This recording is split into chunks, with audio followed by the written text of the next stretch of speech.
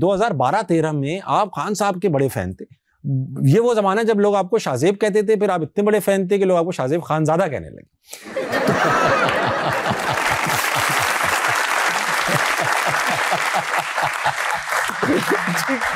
ये अच्छा निकाला है। अच्छा ना? तो अब तो जब्बार खानजादा है वैसे मेरे अब्बू का नाम, उन्हें 2012 के बाद नहीं कहते खानजादा कहने। पहले तो ये बताएं, ये क्यों एक इंप्रेशन कायम हो जाता है जर्नलिस्ट? आप जर्नलिस्ट हैं या आप एंकर हैं? मैं प्राउडली कहता हूँ मैं एक एंकर हूँ, मगर हम जाहिर है इन्वेस्टिगेटिव जर्नलिज्म करते हैं, रिपोर्ट्स करते हैं, हमने बहुत सारी स्टोरीज की हैं। मगर अगर किसी को बहुत तकलीफ है तो भाई आप मुझे एंकर कह लें, किसी को इस बात में तकलीफ है कि मैं एंकर भी नहीं हूँ तो कह ले, मुझे क्या फर्क पड़ता है। लोग 10 बजे देखते हैं, पाकिस्तान का नंबर 1 प्रोग्राम है, जिसने जो कहना है कह ले, क्या कह ले। और बहुत अच्छी बात आपकी यही होना चाहिए एटीट्यूड। अच्छा, ये तो सब मैं ये कह रहा था कि आप जर्नलिस्ट हैं।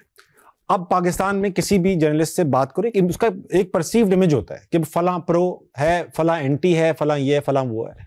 2013 में बहुत सारे लोगों ने पीटीआई को वोट डाला था, उससे थोड़े कम लोग 2018 में आए, मुनरिफ हो गए 2018 में फिर। ये क्यों हुआ सबका? देखिए, जब आप ज़रा वैसे तो आपने वादा किया था कि सिर्फ पॉलिटिक्स पे बात नहीं होगी, हाँ। मगर पॉलिटिक्स पे नहीं होगी। पॉलिटिक्स पे बात कर रहे हैं आप, हाँ। मगर हुआ यह है कि ज़रा खान साहब एक पाकिस्तान के सबसे बड़े स्टार हैं। हाँ। इसके अलावा उन्होंने जो नारा लगाया, जो स्लोगन था, ज़ाहिर वो एक बहुत बड़ा स्लोगन था कि वो चेंज लाना चाहते हैं।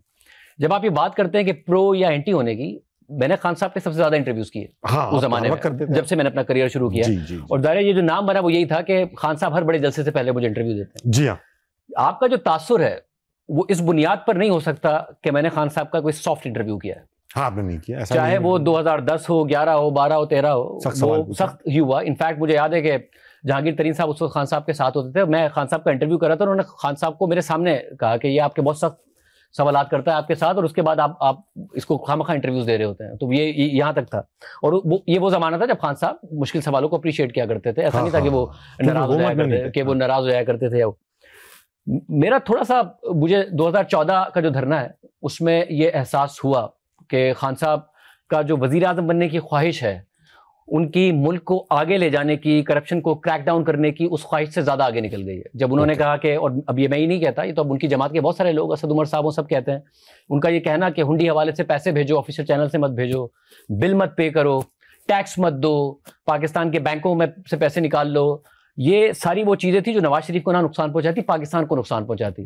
तो मेरा ख्याल है, ज़ाहिर वो 2014 के धरने में भी मैंने उनके बहुत सारे इंटरव्यूज़ किए। एक आध दफ़ा उन्होंने कंटेनर से, उस वक्त मैं जियो में नहीं आया था, कंटेनर से एक दफ़ा तकरीर में शिकवा भी किया इस बात का, कंटेनर पर खड़े होकर मेरे नाम लेके।